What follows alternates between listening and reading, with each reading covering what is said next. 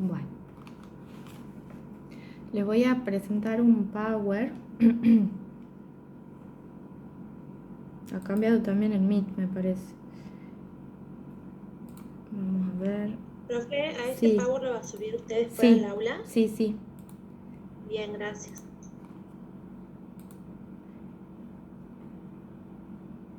A ver. Ah, cierto que presentábamos toda la pantalla para que se pueda ver. Ahí está.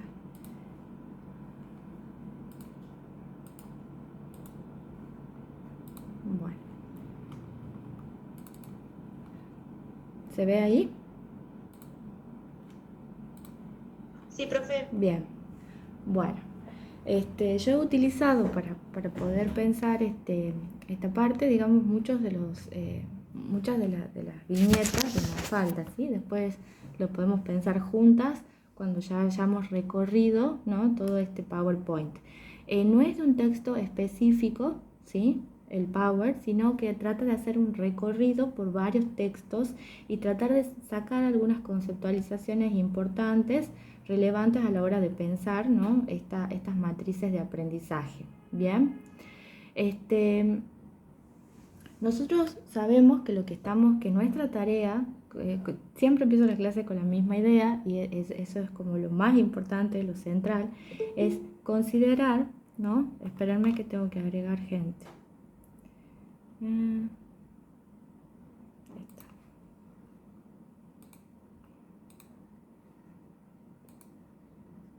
Bien, lo más importante, ¿no?, es considerar que, que lo que nosotros nos convoca acá es pensar las articulaciones, ¿no?, que se da entre el orden sociohistórico o las relaciones sociales y las formas de subjetividad o las formas de psiquismo o la constitución del psiquismo de los sujetos, ¿sí?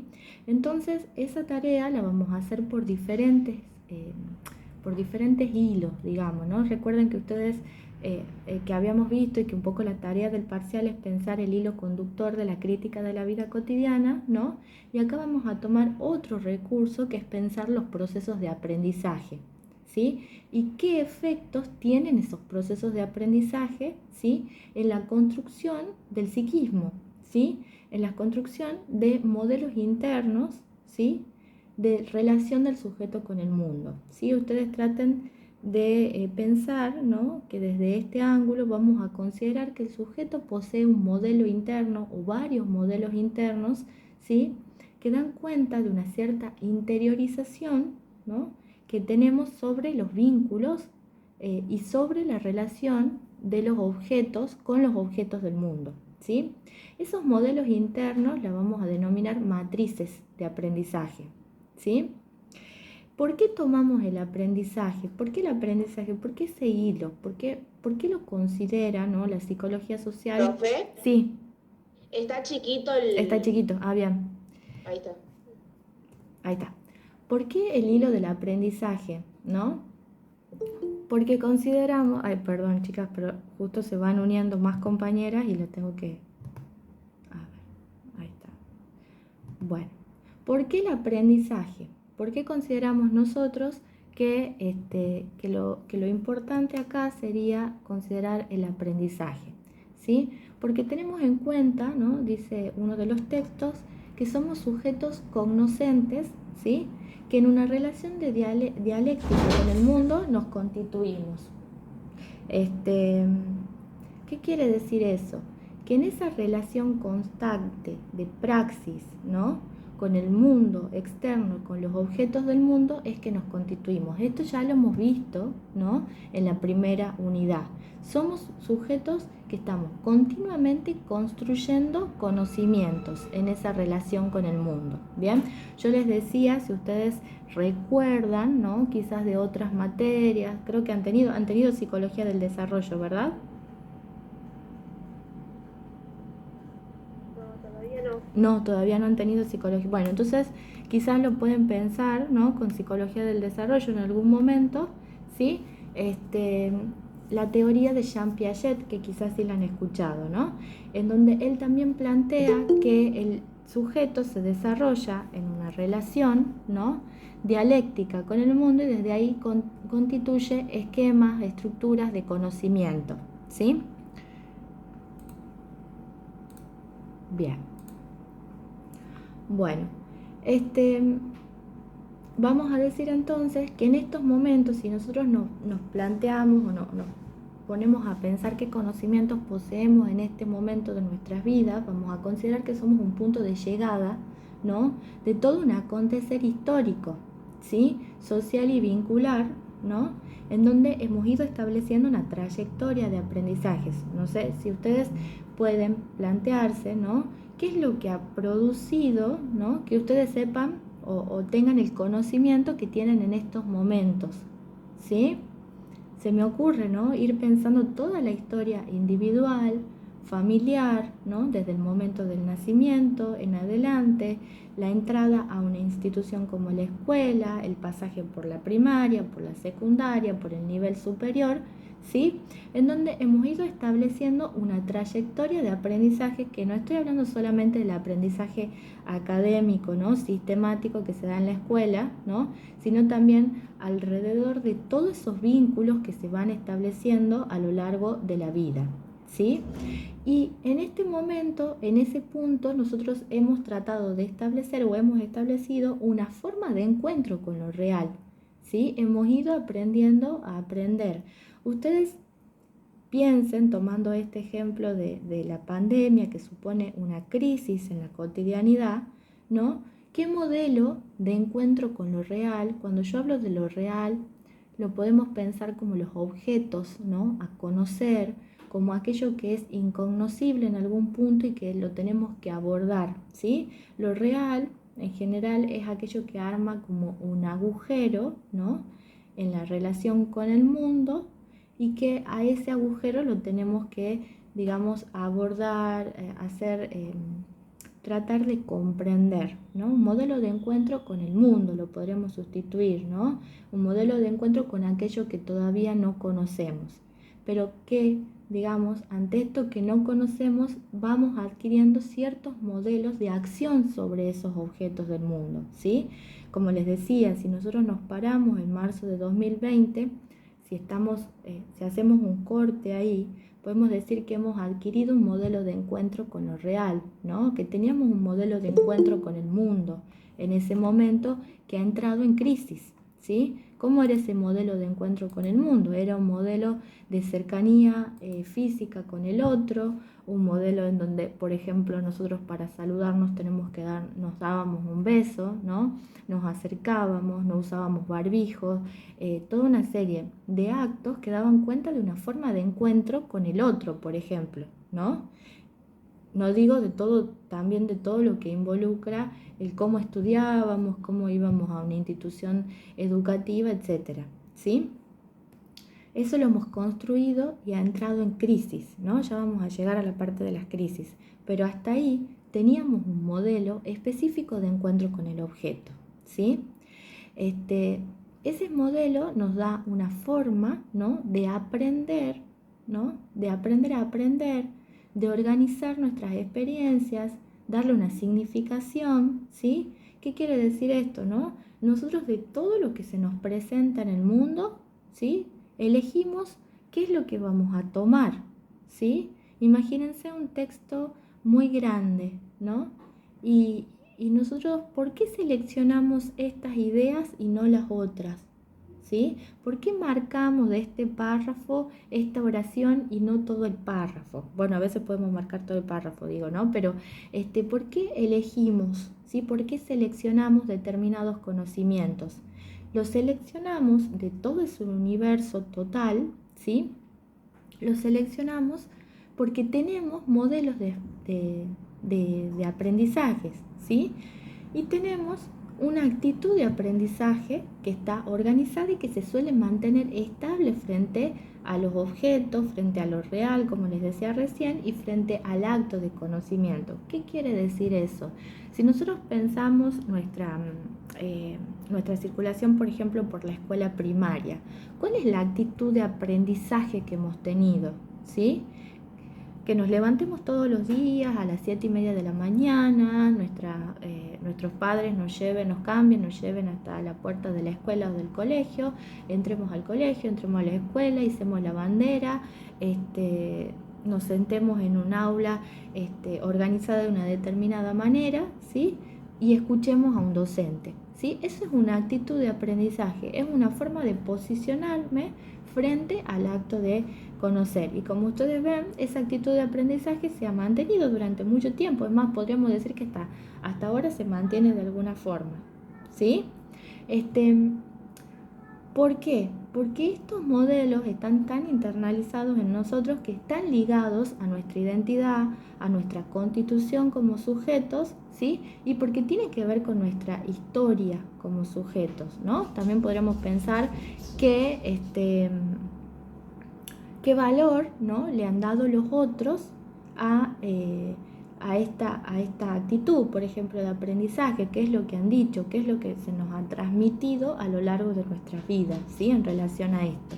Bien, en el texto, en el primer texto que vamos a trabajar sobre, ya les digo, sobre matrices de aprendizaje, ¿sí?, que es el concepto de matriz de aprendizaje, aparece este concepto que sí me gustaría que ustedes lo guarden, ¿sí?, o que lo marquen cuando trabajen el texto, ¿sí?, porque lo van a ver repetido además en otro, ¿sí?, que tiene que ver con una definición teórica de matriz, ¿sí? Va a decir que viene del griego mater, que tiene que ver con el origen, ¿sí?, en tanto estructuración, ¿sí?, pero que a su vez lo que se puede reeditar o reproducir, ¿bien? Es muy importante en la psicología social, ¿no?, también en la psicología de Piaget, como les decía al principio, y también en el psicoanálisis el concepto de estructura, ¿no? Ustedes supongan, ¿no?, que desde este punto de vista lo que se trata de establecer es que el sujeto no es una cosa desorganizada, ¿no?, que en la subjetividad se van conformando como estructuras que nos permiten la relación con el mundo, o sea, como que en nuestra constitución hay algo que está fijo y que está desde el inicio, ¿sí? Hay algo que nos daría como una base, ¿no?, de relación con el mundo. Sin embargo, esa base, no queda para siempre, no queda tan fija en el punto de que se puede reeditar, se puede reproducir y en algunos elementos también puede cambiar, ¿sí? Esto es un tema muy debatido, ¿no?, y muy difícil por ahí de entender, también es hasta un tema filosófico, ¿no?, de pensar si la estructura, ¿no?, cambia o no cambia, ¿no?, de eso que necesitamos que esté fijo, porque no es que la estructura tenga que romperse constantemente, ¿no?, pero que necesitamos a su vez que cambie, que se pueda reeditar, que pueda reproducirse, que pueda agregar nuevos elementos, ¿sí? Por ejemplo, Piaget... ¿Profe? Sí. Por ejemplo, ahí cuando usted habla de la estructura, estaría hablando, por ejemplo, el caso que estaba hablando recién de la pandemia, digamos que estábamos acostumbrados a una cosa y no hemos tenido que cambiar todo Claro. eso para adaptarnos a lo que es ahora vivir Claro. con barbijo y todo eso. Claro. ¿Sería más o menos así? Sí, si bien esas son conductas específicas, ¿no?, también va a tener efecto en el psiquismo y tiene que ver con que hay una estructura. También ustedes han visto algunos textos de psicología general, de psicoanálisis. Sí, profe. Cuando nosotros hablamos, por ejemplo, en psicoanálisis, de que hay estructuras psíquicas y hablamos de 3 grandes estructuras, que son la neurosis, la psicosis y la perversión, ¿sí?, estamos hablando de que hay como una especie de elementos que están organizados de una forma particular en el aparato psíquico y que esa organización de alguna manera tiene una estabilidad a lo largo de toda la vida, ¿sí? Eso tiene que ver mucho con el concepto de estructura. Piaget, que es estructuralista también, él plantea que nosotros vamos formando estructuras, vamos vamos conformando conjuntos de esquemas de acción, o sea, de posibilidades de acción con el mundo a lo largo de la vida, y que esos conjuntos de esquemas se van complejizando y se van haciendo cada vez más grandes y por lo tanto por eso van cambiando, ¿no? Pero que siempre desde el inicio lo importante, ¿no?, está en que se van conformando estructuras coherentes, digamos, ¿sí? Pero que esas estructuras pueden cambiar, ¿sí? Pueden cambiar en sus elementos, ¿bien? Entonces nosotros tenemos, ¿no?, desde esta visión estructuralista una definición de matriz, ¿no?, que tiene que ver con la modalidad, con la forma en la que cada sujeto significa y organiza el universo de su experiencia, ¿sí? Que un poco ya les he dicho al principio. Esa matriz, ¿sí?, es una estructura interna, compleja y contradictoria y se sustenta en una infraestructura biológica. ¿Qué quiere decir eso, chicos? Que para nosotros no es que es todo biológico, ¿no? Eso es muy importante de captar. Se sustenta en una infraestructura biológica. Podríamos decir que empieza desde esa infraestructura biológica que tiene que ver con lo humano, pero que a su vez se va a separar de lo biológico, ¿sí? La matriz, el modelo interno está determinada por lo social, ¿sí? E incluye aspectos conceptuales, afectivos, emocionales y esquemas de acción. ¿Qué quiere decir eso? ¿No? Que por ejemplo, cuando yo voy a la escuela, ¿no?, retomando esto de la escuela primaria, ¿sí?, tengo una serie de esquemas de acción. Cuando hablamos de esquemas de acción, yo estoy hablando de secuencias de acciones que pueden estar bien definidas. Una secuencia de acción puede ser que entre a la institución, ¿no?, haga fila, ¿sí?, se hice la bandera y yo vaya al aula y me siente en un lugar que ya está predeterminado, ¿no?, que he elegido desde el primer día de clase, ¿no? Eso es un esquema de acción, son acciones, conductas bien observables, ¿no? Pero a su vez, la matriz o el modelo incluye aspectos afectivos, emocionales. Si ustedes pueden ver las viñetas que hay de Mafalda, el personaje de Felipe odia ir a la escuela, ¿sí? Ahí hay un aspecto emocional, ¿no?, en esa modalidad de, de pensar, ¿no?, un acto de conocimiento, ¿sí?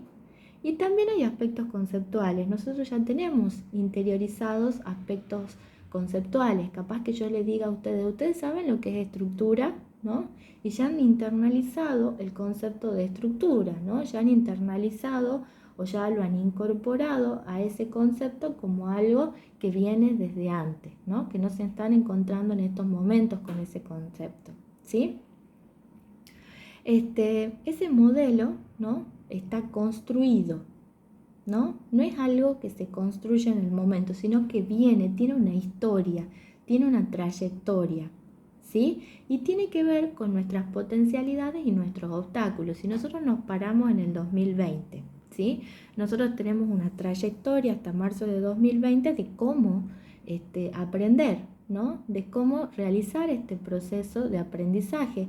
Ese es un recurso. Ustedes tenían ese recurso cuando todos teníamos un recurso, que era yo sé cómo voy a hacer para enseñar, ¿no? Yo tengo un cierto modelo interno de qué es lo que tengo que hacer en el aula y ustedes tienen un cierto modelo interno de cómo van a hacer para aprender, ¿verdad? Eso es una potencialidad. Sin embargo, también es un obstáculo, ¿no? Porque también nos produce ciertas resistencias, ¿no?, el cambio, por ejemplo, ¿no? Entonces, esa cuestión, ¿no?, de qué es lo que con qué recursos contaba en 2020, ¿no?, puede ser una potencialidad y puede ser un obstáculo al mismo tiempo porque produce resistencia a nuevos recursos, ¿sí? Ese es un ejemplo. Pero involucra, ¿no?, esa cuestión contradictoria que es muy importante para nosotras. Cuando hablamos de la dialéctica, ¿no?, cuando hablamos de estos modelos internos que se construyen en relación con el orden sociohistórico, en relación con lo social, estamos hablando de que hay contradicciones. Entonces, algo que puede ser una potencialidad también puede ser un obstáculo al mismo tiempo, ¿sí? Las matrices se constituyen como estructuras, pero no son estructuras cerradas, como les decía recién. Cuando digo Gestaltum, como dice ahí en la ¿cómo se llama? Como dice acá en el PowerPoint, estamos hablando de una estructura que está en constante movimiento, ¿sí? Es decir, que no está cerrada, ¿sí? Que se constituye, se configura como un todo, pero ese todo a su vez puede cambiar, ¿sí? Bien. Entonces, como les decía recién, podemos constituir esas matrices en relación, ¿no?, a esquemas de acción específicas, pero también en relación a un sistema de representaciones que van a interpretar ese encuentro, ¿sí? Implican una concepción del conocimiento, del sujeto y del poder. O sea, implica que yo tenga una concepción particular del conocimiento, tenga una concepción particular de qué lugar tengo en ese acto de conocer y también de qué distribución de poder, según yo, ¿no?, se está estableciendo acá, ¿sí? Estas tres cosas, conocimiento, sujeto y poder, estas tres concepciones se juegan en ese sistema de representaciones, ¿sí? Y vamos a pensar mucho acerca de la distribución del poder, ¿no? Porque lo que vamos a decir acá es que sí va a haber un interjuego de poderes que se van a establecer en esa relación de encuentro del sujeto con el mundo, ¿sí? No sé si ustedes han leído o han trabajado algo en relación al concepto de poder de Foucault. Capaz que en alguna materia han visto filosofía o algo así.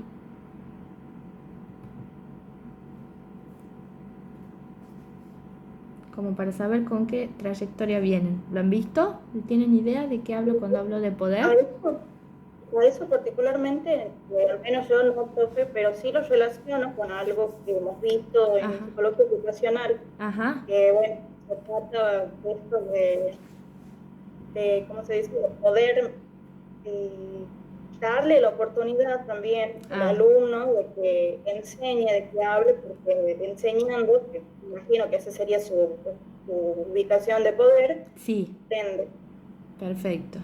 Bien, de eso sí, eso vamos a hablar más adelante, es muy interesante. Bueno, ahí estamos hablando de una cierta definición de poder en donde la distribución, ¿no?, de ese quantum, de alguna manera de esa cantidad de poder, está establecida o está intentando, ¿no?, ser un poco más equitativa, ¿no? Pero quizá lo que tenemos que sentar en estos momentos es que en las relaciones, ¿sí?, que las relaciones son relaciones de poder, todas, ¿sí?, desde la más autoritaria a la más horizontal. Hay una cierta distribución del poder en las relaciones sociales, ¿bien? Esa distribución, ese concepto de poder, ese sistema de representaciones, esos esquemas de acción que tenemos sobre el mundo, ¿sí?, como todo lo que venimos diciendo hasta ahora, tiene un carácter implícito, ¿sí? Es decir, que no está dicho directamente, ¿sí? Ahí se unió alguien, espérenme 2 segundos. Tiene un carácter implícito, ¿sí?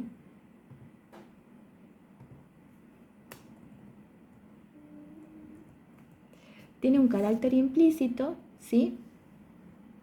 Tiende a la naturalización y a no interrogar ese modelo, ¿sí? Cuando yo, a ver, tomando de nuevo el mismo ejemplo que les estoy dando desde el inicio, ¿no?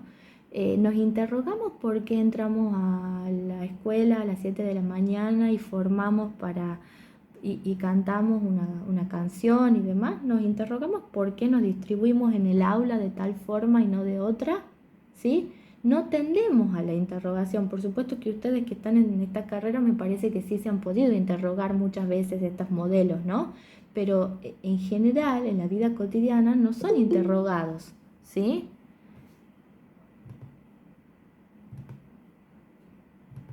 Bien. Cada vez que salgo es porque entra alguien, ¿sí? Este, es- Estos modelos, ¿sí? Esta no interrogación de los modelos, esta cuestión acrítica, esta naturalización, ¿sí?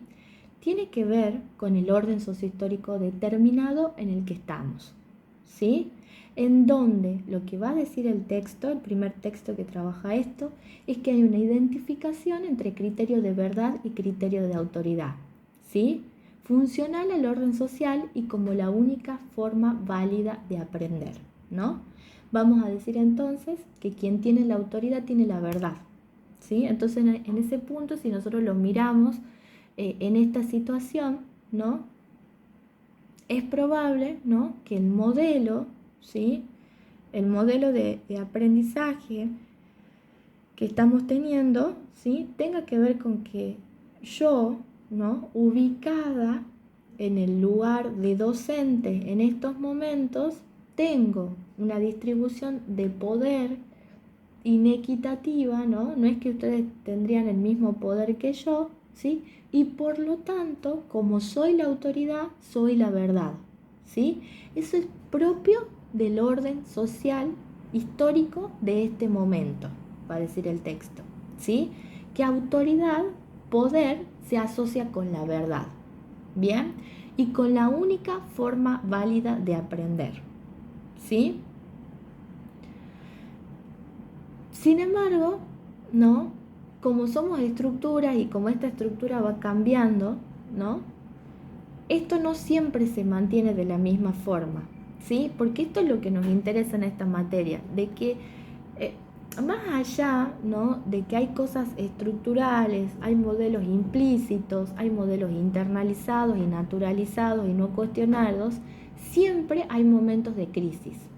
¿Por qué? Porque esos modelos a veces no pueden dar respuesta a ciertas cuestiones, porque los acontecimientos del mundo externo marcan la crisis en sí, ¿sí? Y se introduce, ¿no? Una discontinuidad, una ruptura, y a partir de eso la matriz puede ser problematizada, ¿sí? Eso va a implicar, ¿no? Poder cuestionar lo obvio, lo que para nosotros nos parecía hasta ese momento obvio, ¿sí? Entonces, el concepto de crisis siempre va a tener que ver, ¿no? No con algo, a ver, necesariamente negativo, sino con ese movimiento en la estructura, ¿sí? Como si fuese un temblor, que muchas veces hace cambiar las estructuras, ¿no? O bien, ¿sí? Modificar alguno de sus aspectos, ¿sí? En ese punto yo puedo establecer que un acontecimiento social como la pandemia, ¿no?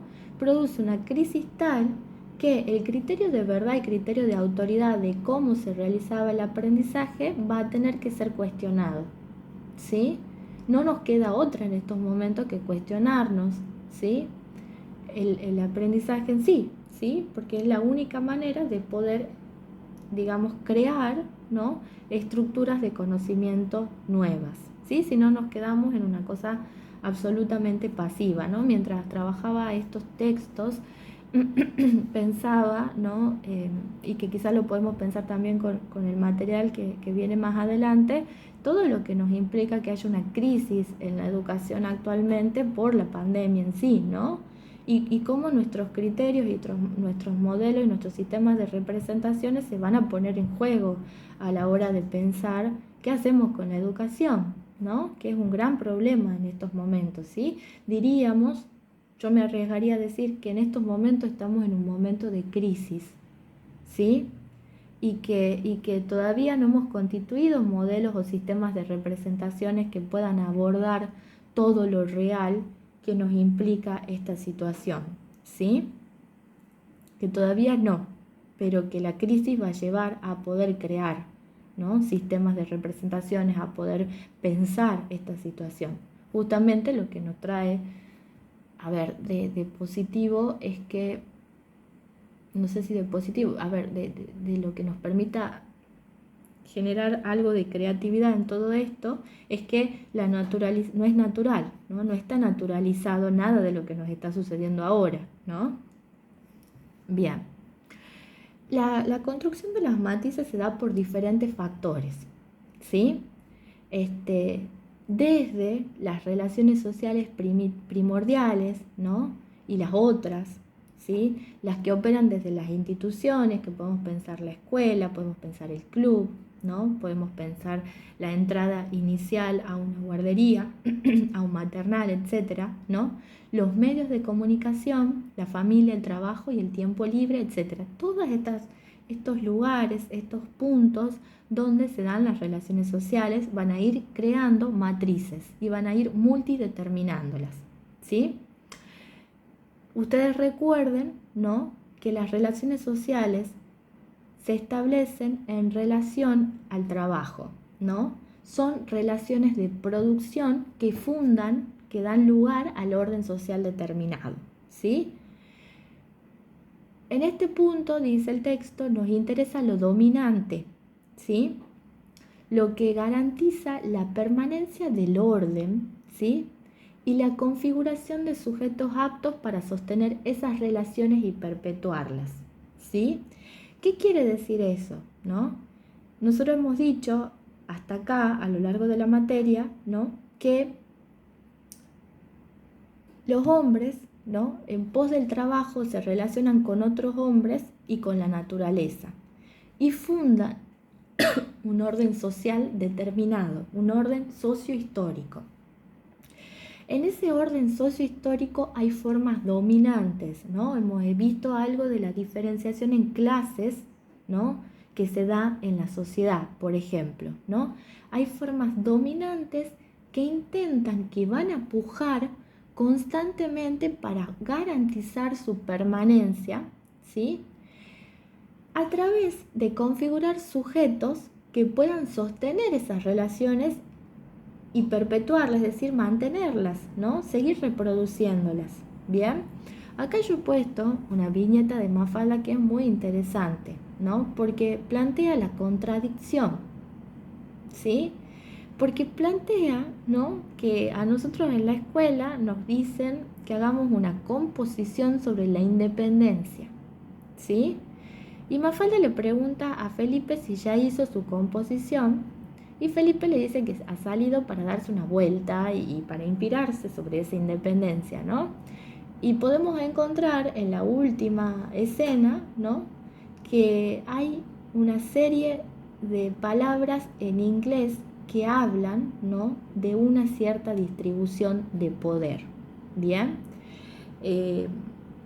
Por un lado, la escuela pide la independencia nacional y por otro lado, la realidad, ¿no?, la realidad concreta a la que se exponen estos personajes tiene que ver con una serie de palabras en inglés que da cuenta, ¿no?, del lugar de dominación que tiene un país sobre otro o una región sobre otra, ¿sí?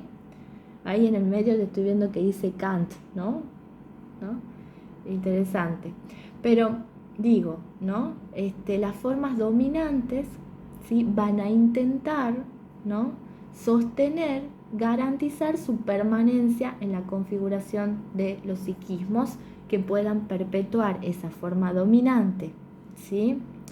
Vamos a ver qué embrollo se hace acá en la escuela, ¿no?, cuando se trata de perpetuar lo dominante de una manera tapada, de alguna manera, ¿sí? Ya lo vamos a retomar a eso, ¿sí?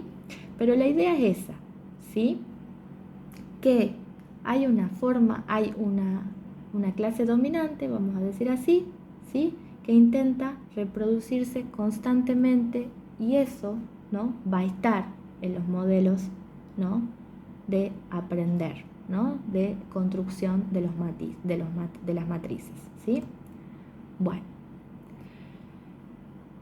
cuando hablo de esa perpetuación estoy hablando de que lo que se intenta expresar, ¿no?, es la ideología de la clase dominante que tiende a un encubrimiento de la realidad y, como ya habíamos dicho en el otro texto, en el texto de orden social, universalizando lo particular, naturalizando lo social y eternizando lo histórico, ¿sí? Se apoya en un pensamiento lógico formal que intenta tapar las contradicciones y los conflictos, ¿no? Esta viñeta da cuenta de un intento de responder a esa contradicción, ¿sí? ¿Por qué la escuela pide algo sobre la independencia cuando la realidad nos muestra esto? ¿No? Es un intento de seguir un pensamiento lógico formal, un pensamiento lineal, ¿sí? Que en realidad tape las contradicciones y los conflictos, ¿sí? ¿Qué haríamos con eso? Ustedes como docentes, ustedes como pedagogos, ¿qué harían acá con esto? ¿Qué se les ocurre? Tomando esa viñeta, ¿cuál sería como el recurso a operar con esta contradicción? No hay ni bien ni mal, sino cuál sería el recurso. Ahí les pongo de nuevo. Quería verla ahora.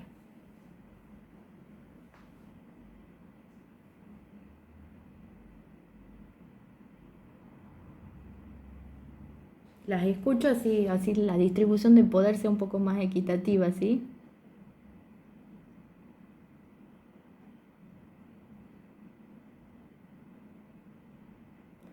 Lo que se les ocurra, chicas, no hay ni bien ni mal, sino ¿qué harían ustedes en el aula con esto?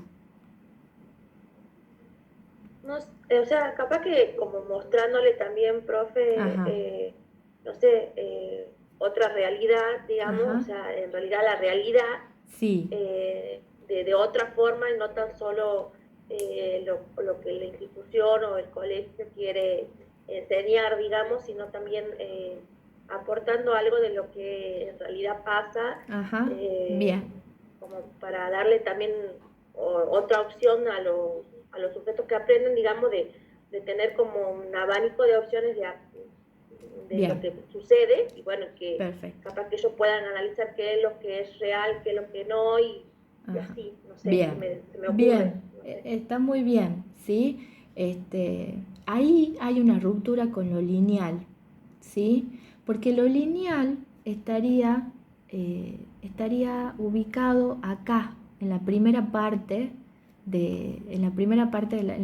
dos escenas, ¿sí? Lo lineal, lo lógico formal, lo positivista sería como pretender, ¿no? Que los sujetos van a aprender, ¿no? Van a incorporar una noción de independencia nacional como un cuentito, ¿no?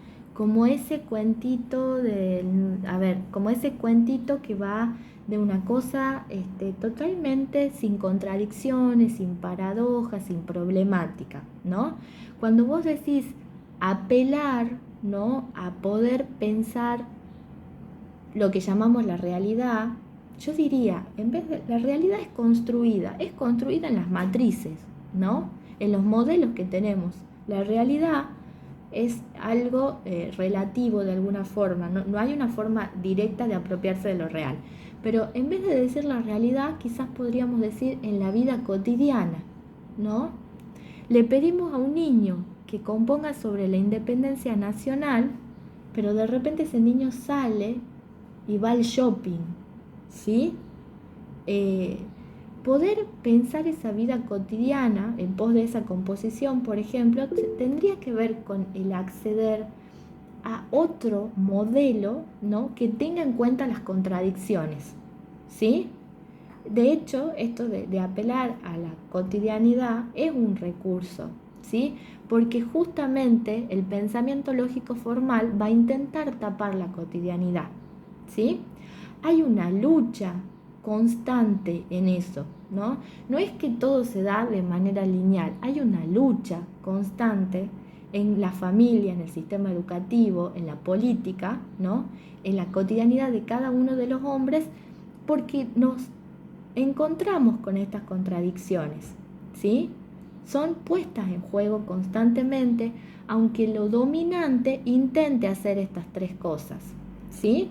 ¿Se entiende? Esa es la idea, una de las ideas más importantes de esto, que siempre va a haber una clase dominante que va a intentar, ¿no? Tapar, pero también van a haber contradicciones y también van a haber luchas de poder, ¿no? Porque el poder no es que se queda en un solo lugar, ¿bien? Hay una lucha de poder con Felipe. Si ustedes, no sé si ustedes por ahí han podido ver varias historietas de Mafalda, pero Felipe se opone, ¿no? Y Mafalda también a muchas cosas, ¿no? Es como que cuestionan. Ahí hay una lucha de poder, ¿sí? En la primera viñeta, ¿sí? ¿No? Acá Felipe empieza con el ideal, ¿no? Debo atender sin perder detalle lo que está explicando la maestra y poner todos mis sentidos en no distraerme y concentrar toda mi atención en estar atento y se escucha a la maestra preguntando, ¿entendieron, niños? Sí, señorita, dicen todos, y él sigue cuestionando, sigue haciéndose una pregunta acá que parece que no ha entendido nada, ¿no? Acá, si nosotros vamos desde el lado de la distribución de poderes, de los modelos subjetivos, digamos, vamos a tener un Felipe que está cuestionando, ¿sí? Que está cuestionando este orden, ¿no? De este niño sentado en un aula, apoyado sobre el cuaderno, diciéndose a sí mismo que tiene que entender y que tiene que aprender y que tiene que atender, ¿sí? Y que de repente se queda en una pregunta acá, ¿bien? ¿Qué pasa con los que no aprenden lo que la clase dominante intenta reproducir en el aula? ¿Sí? Ahí hay una lucha de poder, ¿sí? ¿Qué pasa cuando alguien revoluciona un poco el aula? ¿Qué se les ocurre que pasa? Lo mandan a la psicopedagoga. Lo mandan a la psicopedagoga, claro, ¿no? Le dicen que no se adapta a la escuela, ¿sí? Que no se adapta al grado, que probablemente lo mandan a los psicólogos también, prácticamente como un castigo, ¿no? A veces durante muchos años eso ha tomado el matiz de castigo, ¿no? El de ir a la psicóloga, por ejemplo, ¿no? Yo lo digo desde mi lugar.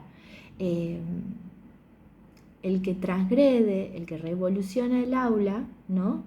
Como una revolución de los quantum de poder que se establecen ahí, es considerado como, en general, lo anormal, ¿no? Lo que está por fuera, lo que no se adapta, ¿sí? Y en realidad tendríamos que pensar, ¿no? ¿Por qué? ¿Qué es lo que está sucediendo ahí en pos de las contradicciones que establece?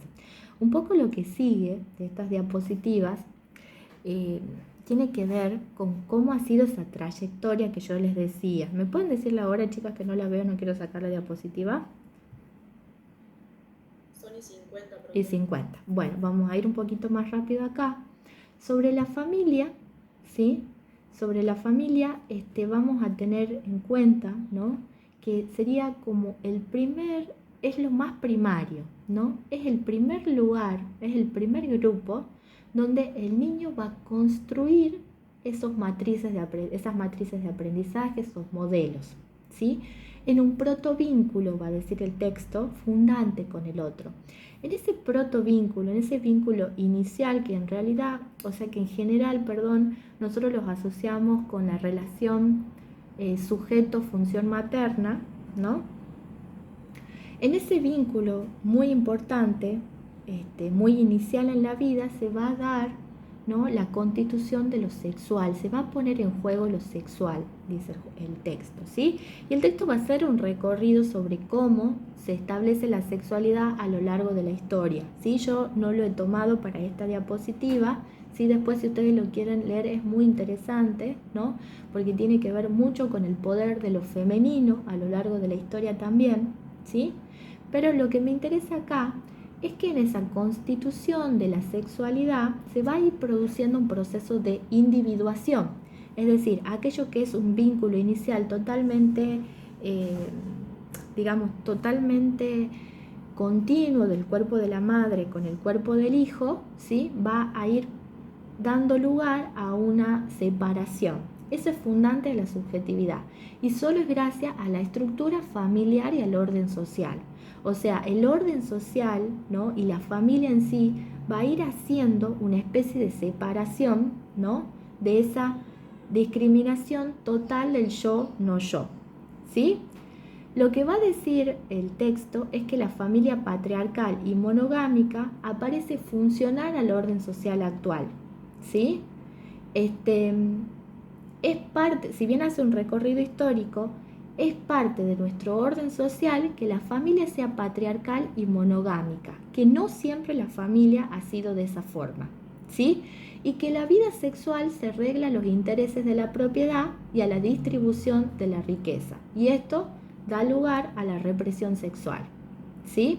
La familia también va a reproducir el orden sociohistórico, va a reproducir esas relaciones de poder, así como yo les decía al principio, la escuela va a reproducir las relaciones de poder determinado, la familia también lo va a hacer, ¿sí? Sin embargo, hay una diferencia con la estructura familiar que se va a romper después con la escuela. ¿Por qué? Porque vamos a decir que el grupo familiar es personalizado, ¿sí?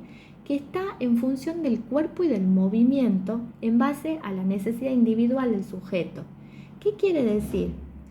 Que ustedes piensen en cómo se dan los aprendizajes en la familia, ¿sí? En la familia el aprendizaje no es sistemático, no es lógico, formal, ¿sí? Sino que tiene que ver con un aprendizaje con el cuerpo, una cuestión de la sexualidad, como les decía recién, puesta en juego, ¿sí? Y que se centra en la necesidad individual del sujeto. Cuando uno pasa a una institución, la necesidad ya no es tan individual, ¿sí? Y pasa algo con el cuerpo. ¿Qué pasa con el cuerpo cuando los niños ingresan a la escuela?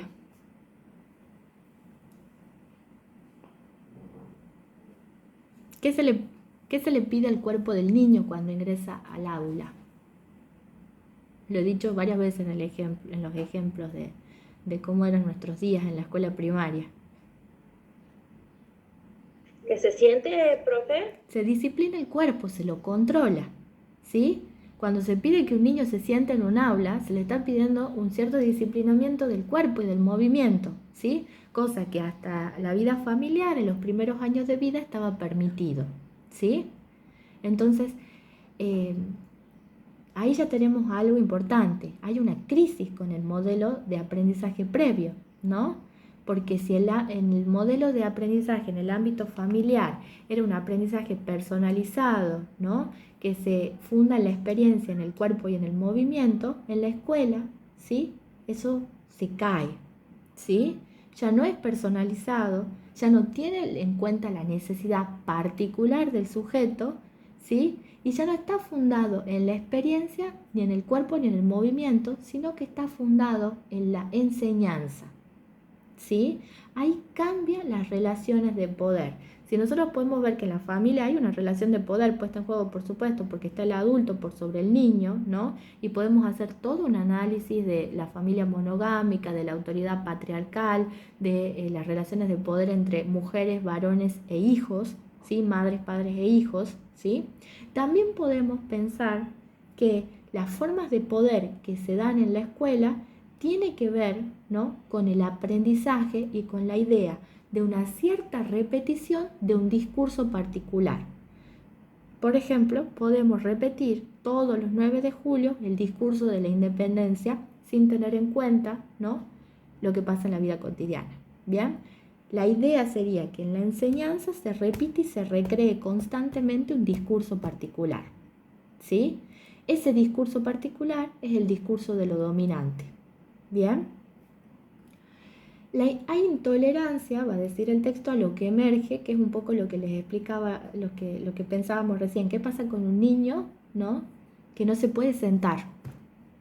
¿No? Muchos motivos de consulta van a partir de el niño, no sé, se deriva el niño a la psicopedagoga o a la psicóloga o al gabinete porque no se queda quieto en el aula. Ese es uno de los motivos como más comunes. En una época se hablaba de trastorno por déficit de atención con hiperactividad, tenía un nombre todo, ¿no? Ese diagnóstico ha caído un poco en algunos puntos, por suerte, ¿no?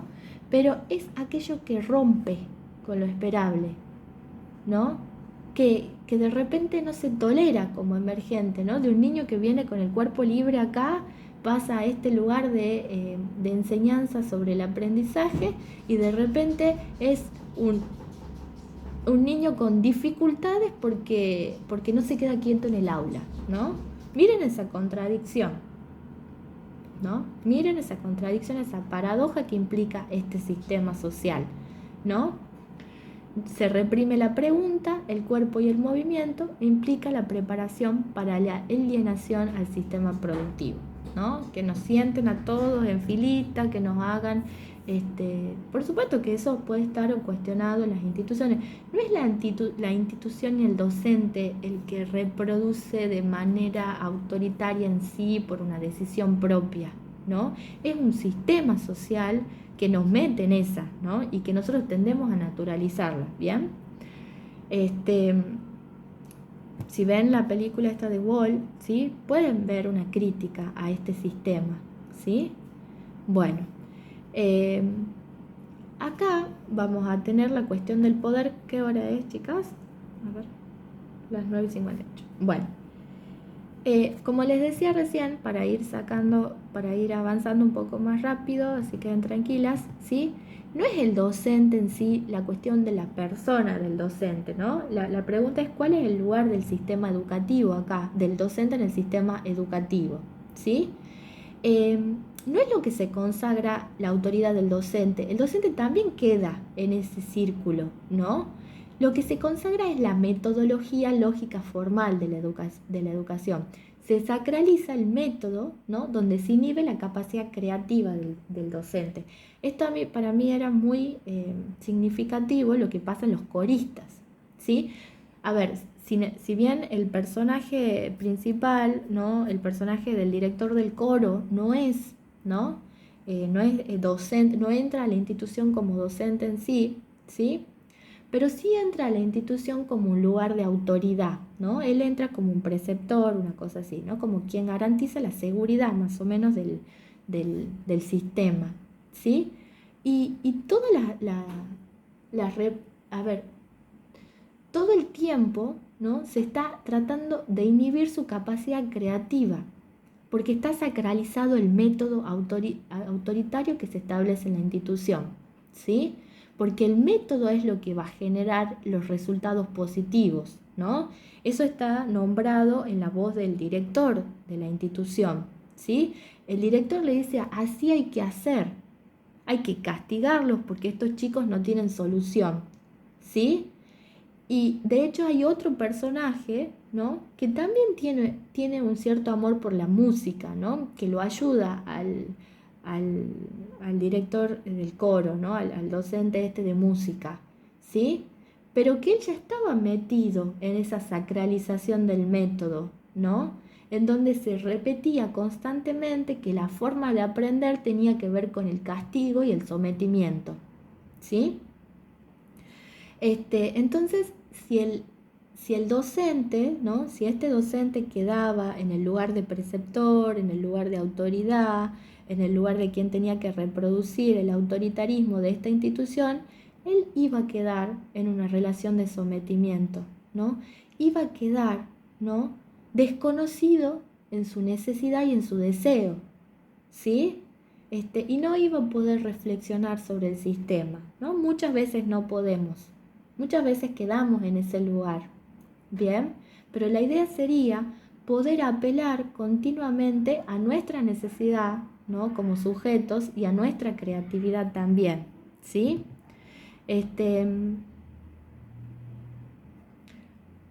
Bueno, como para terminar, ¿sí? Las últimas diapositivas, ¿sí? Tratan. Bueno, un poco esta repite lo que ya habíamos dicho, ¿sí? Las últimas diapositivas tratan de pensar cuál sería la línea desde este punto de vista o de la línea de autores como Pillon Rivière o como Paulo Freire, ¿sí? Tiene que ver con transformar la cultura escolar, ¿sí? En una visión donde el pensamiento sea dialéctico, no dilemático, ¿sí? Donde se puedan tener en cuenta las condiciones de los sujetos, ¿no?